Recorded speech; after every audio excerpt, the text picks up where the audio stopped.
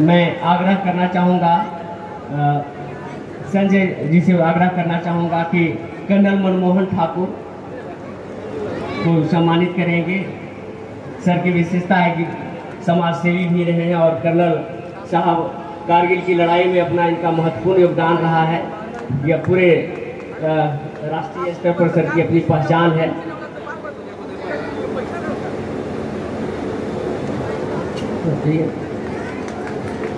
बहुत बहुत धन्यवाद।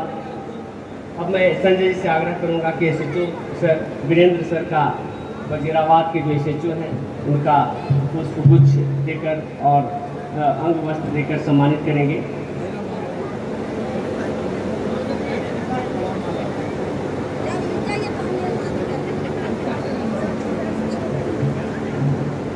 ऋतुराज जी दीपक सर का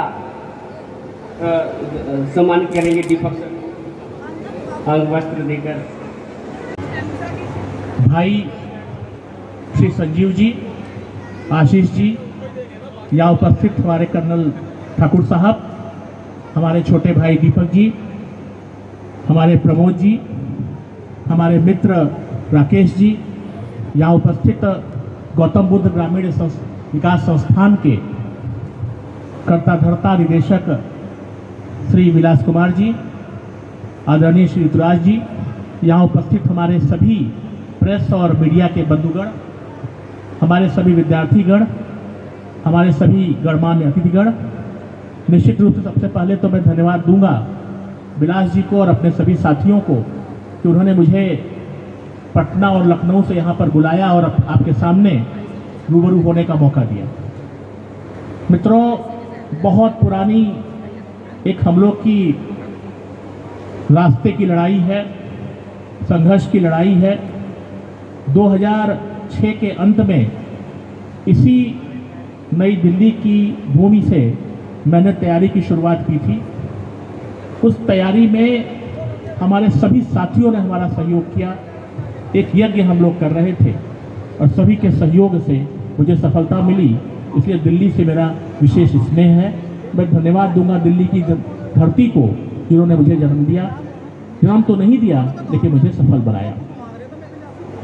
आज इसी मंच पर आपके सामने आकर के मुझे खुशी हो रही है।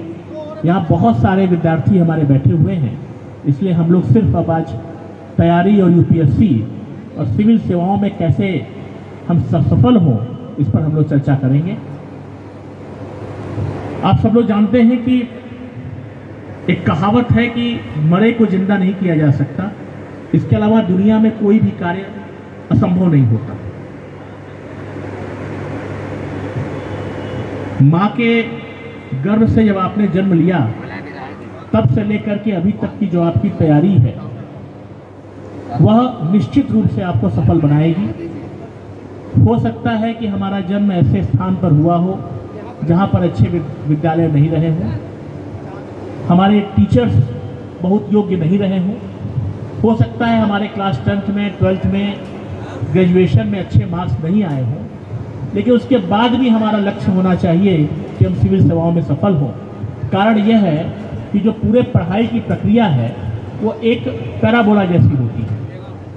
लगातार और सतत अभ्यास करना ही हम सभी का उद्देश्य होना चाहिए। हो सकता है कि आप इंजीनियरिंग की तैयारी करते रहे हो, मेडिकल की तैयारी करते रहे हो, उसके बाद भी आप सफल न हुए हो और आपके मन में ये लगता हो कि जब हम इंजीनियर नहीं बन पाए, डॉक्टर नहीं बन पाए, तो IAS ऑफिसर कैसे बनेंगे। बहुत छोटा सा इसका जवाब है कि पूरी हमारी पढ़ाई की जो प्रक्रिया होती है वो मैंने कहा कि पैराबोला जैसी होती है। लगातार अगर आप प्रयास नहीं करेंगे तो कहीं ना कहीं गेंद गिर जाएगी।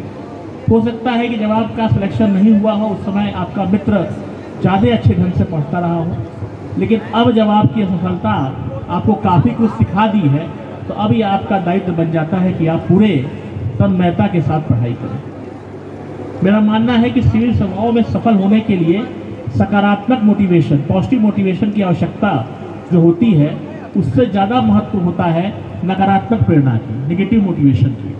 उदाहरण के रूप में अगर कहा जाए कि हम सिविल सेवक क्यों बनना चाहते हैं, तो हो सकता है आप कहें कि हम अपने करियर में बहुत अच्छा करना चाहते हैं, एक सम्मान प्राप्त करना चाहते हैं, इसलिए हम सिविल सेवक बनना चाहते हैं। मेरा मानना है कि यह भी एक कारण होता है, लेकिन जीवन की उस घटना को आप याद करिए जहाँ पर आप अपने आप को अपमानित महसूस किए हो, इंसल्टेड फील किए हो। हमारे बहुत सारे साथियों ने एक पिक्चर देखी होगी, मेरी शादी में जरूर आना। यह एक ऐसी मूवी है जो नकारात्मक प्रेरणा पे बनी हुई है। जीवन में जब भी कोई नकारात्मक घटना घटती है, जहाँ पर आप अपने आप को अपमानित महसूस करते हो, आपके परिवार के लोग अपमानित महसूस करते हो, आपको ऐसा लगता है कि हमारे अधिकार का वंचन किया गया हो, तो ऐसी दशा में एक रेखा को छोटा करने से ज़्यादा महत्वपूर्ण है एक बड़ी रेखा को खींच देना। और ऐसी दशा में आपका जो प्रेरणा का स्रोत होना चाहिए वो उस अपमान की घटना को होना चाहिए। यहाँ पे बहुत सारे हमारे विद्यार्थी बैठे हुए हैं। बात बहुत छोटी सी है, लेकिन मैं कहूँगा कि जब भी आप पढ़ाई करें अपने कमरे में, तो हमेशा इस चीज़ को A4 साइज के पेपर में टांग के रख लें कि मुझे IAS बनना है। और हमेशा जब भी आप अपने को डल फील करें, आपका पढ़ाई में मन नहीं लगे, आपका उत्साह कम हो जाए, तो हमेशा उस घटना को याद करें जहाँ पर आप अपने आप को अपमानित महसूस किए हों, आपके परिवार के लोग अपमानित महसूस किए हों। मुझे याद है, मेरे एक मित्र हैं, हमारे साथी तैयारी करते थे, उनकी रैंक बहुत अच्छी आई थी और वो IAS बन सकते थे, लेकिन उन्होंने IPS चूज किया। जब हम लोगों ने पूछा कि आपने IPS क्यों चूज किया, तो उन्होंने कहा कि कुछ घटनाएं ऐसी होती थी जहां पर हमारे घर में पुलिस का सहयोग ठीक ढंग से नहीं होता था, और मैं चाहता था कि पुलिस ऑफिसर बन करके उस सहयोग को प्राप्त करूं। यह एक प्रकार से नेगेटिव मोटिवेशन था, उनको दिखाना था कि मैं भी एक ऑफिसर बन सकता हूं। मेरा मानना है कि हर व्यक्ति की क्षमताएं असीमित होती हैं, हम सभी की क्षमताएं असीमित होती हैं। हमारा जो ब्रेन होता है वो याद करने की जो ताकत है हम सभी के बराबर होती है। ऐसा नहीं होता है कि बादाम खाने से, मेमोरी प्लस कैप्सूल खाने से हमारी मेमोरी बढ़ जाए। मेमोरी बढ़ती है इच्छा शक्ति से, हमारे कार्य करने की जो तन्मयता होती है, हम लक्ष्य को कैसे प्राप्त करना चाहते हैं, इसके प्रति होती है। आप में से सभी लोग लकी हैं कि आपके माता पिता आपके साथ हैं। मेरा मानना है कि बैड लक कुछ नहीं होता। आप में से बहुत सारे लोग ऐसे होंगे जो सिविल सेवाओं की तैयारी किए होंगे और कर रहे होंगे, और हो सकता है सिलेक्शन शुरू में न हुआ हो, और आप कहते हैं कि भाग्य में ही ऐसा लिखा था कि मैं नहीं बन पाऊँ। मेरा मानना है कि माता पिता का साथ है, आपके घनिष्ठ लोगों का आपका साथ है, तो बैड लक नाम की कोई चीज़ नहीं होती है। हो सकता है आवश्यकता गुड लक की है। जिस दिन गुड लक आपके साथ रहेगा, आपका सिलेक्शन हो जाएगा। और मेरा मानना है कि ये बहुत लंबी रेस की लड़ाई हम लोग लड़ते हैं, और जैसे ब्रूस ली कहा करते थे कि जब तक मैं असफल नहीं होऊंगा तब तक मैं प्रयास करता रहूँगा, वैसे ही आपको भी असफलता के बाद भी लगातार प्रयास करना है जब तक कि आपकी अंतिम सांस तक जिंदा है। हमारे मित्र आशीष जी बैठे हुए हैं, अभी मुझे बता रहे थे कि बहुत लंबे संघर्ष की इनकी कहानी रही। काफ़ी प्रयास करने के बाद, लंबे संघर्ष के बाद ये सफल हुए। आपके सामने उदाहरण है। मैं चाहूँगा कि माता पिता का सपना जो सिविल सेवक बनाने का है, उस सपना को आप पूरा करें। बहुत सारे विद्यार्थी इस बात को पूछते हैं कि काम तो बहुत कठिन है। मैं बस एक छोटी सी बात कहूँगा कि एक हम सभी ने माँ के गर्भ से जन्म लिया है।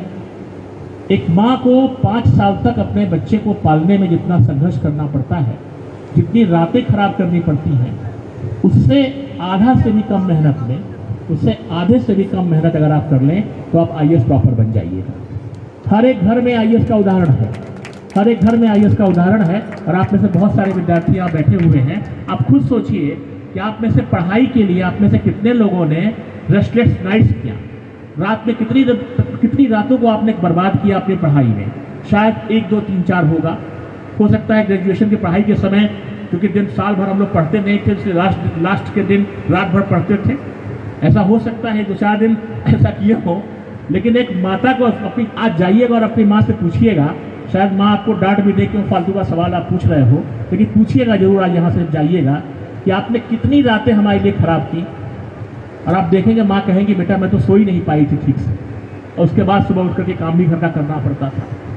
तो आप सभी के घर में एक IAS बैठा हुआ है और हर एक माँ उसका उदाहरण है। तो मेरा मानना है कि माँ के सम्मान के लिए इस कार्य को करिए। माँ सबसे बड़ी प्रेरणा का स्रोत हो सकती है, और उसको सम्मान देने के लिए ये करिए। याद रखिएगा, उसकी कल्पना, जो मैं भी नकारात्मक प्रेरणा की बात कह रहा था, उसकी सकारात्मक परिस्थिति भी है, उसका सकारात्मक पहलू भी है।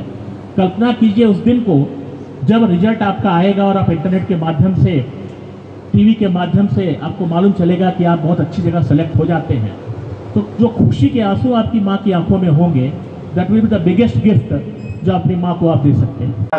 आज हम मौजूद हैं राजधानी के वजीराबाद में, जहाँ पर अभियान 40 IAS कार्यालय का उद्घाटन हो रहा है। और धैर्य के साथ सर की बात हमारे साथ मौजूद है, बात बताने जा रहे हैं। क्या नाम, शुभ नाम आपका? विलास कुमार। विलास कुमार जी, जो ये आज आपने शुरू किया है अभियान 40 IAS, क्या है, क्या आपका मकसद? आदरणीय मेरा जो उद्देश्य है सर, आज के मुख्य अतिथि, मैंने बिहार से शुरू किया था अभियान 40 IAS 2012 में। इसका उद्देश्य ये था कि गरीब एवं मेधावी बच्चे, मैं भी गरीब से पैदा लिया है, और मैंने देखा है कि पढ़ाई का जो है ना, पैसा के नहीं कारण जो है हम लोग नहीं कर पाते हैं, पिछड़ जाते हैं। उसी के उद्देश्य को पूरा करने के लिए मैंने यह संस्थान 2012 में शुरू किया था, और इसमें हमारे साथ बड़े भाई श्री अजय सर का IRS थे, उनका आशीर्वाद मिला। फिर प्रोफेसर डॉक्टर रसबिहारी प्रसाद पटना कुलपति थे, उनका मार्गदर्शन, Shri Girvadayal sir IAS, Sunil Kumar sir IPS, Shri Parasnath sir IPS, कई बहुत से पदाधिकारी लोग मिलकर हमारा कोऑपरेट करते, शुरू कर सहयोग करते चले गए। बच्चे को मार्गदर्शन मिलने लगे, बहुत से प्रोफेसर, बहुत से शिक्षाविद, बहुत से बिहार स्टेट का बहुत से पदाधिकारी, और यूपी में भी बहुत से डॉक्टर, जैसे Shiv Shankar sir, doctor Jaynath Verma sir IRS हैं, फिर श्री छोटा भाई 4 महीने का था, मेरी बहन 8 साल की थी, श्री अरुण कुमार सिन्हा सर, DM जो है वहाँ का, गंगवार साहब जो हैं अभी लखनऊ का, बहुत लोग सर इसमें संस्थान में मार्गदर्शन लोगों को मिलता है। अब बच्चे को सही जोन में निःशुल्क मार्गदर्शन देते हैं, और इसको मैं प्रयास कर रहा हूँ कि दिल्ली में भी जो बच्चे दिक्कत है पढ़ने में या किसी प्रकार का, वो संस्थान में आए और सही मार्गदर्शन ले, और फुल्ली कोर्स की तैयारी, वरिष्ठ अधिकारी full course UPSC other competitive का एग्जाम का यहाँ फुल्ली मार्गदर्शन दिया जाएगा। मेरी बहन के हस्बैंड सिविल सर्वेंट हैं, झारखंड PCS। हमारी तरफ से भी आपको बहुत बहुत बधाइयाँ। हमारी यात्रा कैसी रही होगी, हमारी माता जी ने ऐसा क्या किया होगा कि हम इस मुकाम पर पहुँचे। सुमित के उनका देहांत हो चुका है मेरी माता जी का भी 2017 में वैशाली कार्यालय का उद्घाटन नई दिल्ली वजीराबाद में किया गया है, जाना है। इसका उद्घाटन करता मुख्य अतिथि श्री गिरवदयाल सर बड़े भाई एवं हमारे गुरुदेव के रूप में हैं, उसने आए आज इस संस्थान का उद्घाटन किए। यहाँ पर हमारे आए हुए अपना कीमती समय मैं बताऊंगा कि sir Shri Girvadayal sir 2008 batch के ऐसे अधिकारी हैं जो बिहार कैडर में हैं, और यह जो है अपनी मेहनत और लगन से आज भी हम लोग को प्रेरित करते हैं कि आगे किस प्रकार से कार्यक्रम को, कि 4 शहरों के अंदर मैंने अपनी शाखाएं उपलब्ध कराई हैं, और जिस मेहनत और लगन के साथ इन्होंने अपने नहीं दूसरों के सपनों को पूरा करने का बीड़ा उठाया है, वो बहुत काबिल तारीफ है।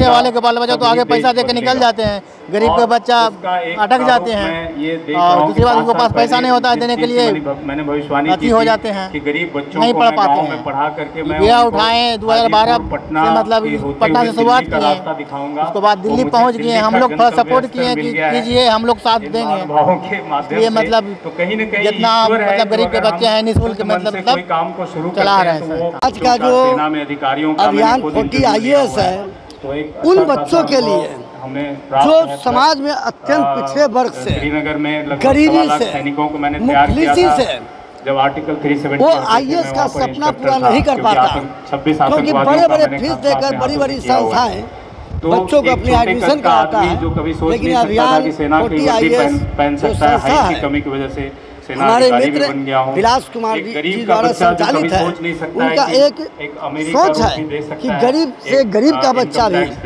UPSC के सपनों को साकार करेगा, और उसके लिए इन्होंने कोई फीस नहीं रखा है। एक समय की कमी है, सेवा भावना की वजह से सुनना जरूरी है। वो इस अभियान को लेकर के बिहार के धरती पटना से दिल्ली तक पहुंच चुके हैं और मैं इनको बधाई देता हूं कि इस तरह के कृत संकल्प के साथ अगर काम किया जाए तो भारत माता का सपना स्वयं साकार हो जाए। बेसिकली इस तरह का संस्थाओं का इंडिया में बहुत ही जरूरत है। भारत है, भारत में हर तरह के लोग रहते हैं, सभी के पास पैसे नहीं होते हैं, जिसकी वजह से वो अच्छे तैयारी नहीं कर पाते हैं। तो अभियान 40 एक संस्था है जो गरीब बच्चों को भी फ्री ऑफ कॉस्ट ट्रेनिंग करवाता है। अभी इन्होंने 4 संस्था सेंटर खोल चुके हैं। इनका उद्देश्य है कि जितने भी इंडिया में जिसको कोई भी नहीं पढ़ा सकता है उसको अभियान 40 पढ़ाएगा IAS। और इस तरह का इसके पीछे कई IAS हैं, IPS हैं और जो बिलाल जी हैं पूरा इसमें लग गए हैं कि हम इसको कैसे सक्सेस करें, कैसे गरीब बच्चों को हम IAS बनाएं, IPS बनाएं, BPSC करवाएं, UPSC करवाएं, स्टेट सर्विस करवाएं। तो इस तरह का सेवाओं के लिए इन्होंने तत्पर तन मन धन से बिलाल जी और उनके टीम लगे हुए हैं कि सभी बच्चों को कैसे सक्सेस मिले। इसीलिए इन्होंने एक दिल्ली में नया संस्था खोला है।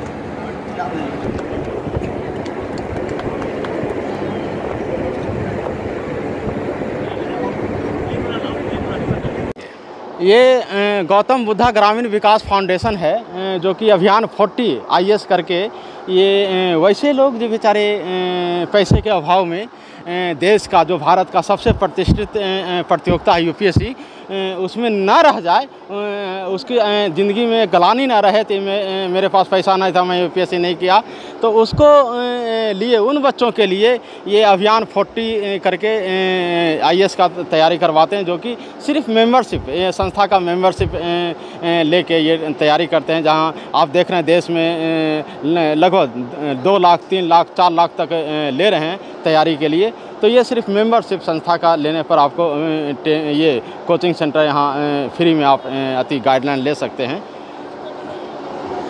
बहुत बहुत बधाइयाँ आपको और हमारी तरफ से बहुत बहुत शुभकामनाएं। कैमरामैन सुमित के साथ VP शर्मा, IANS न्यूज़।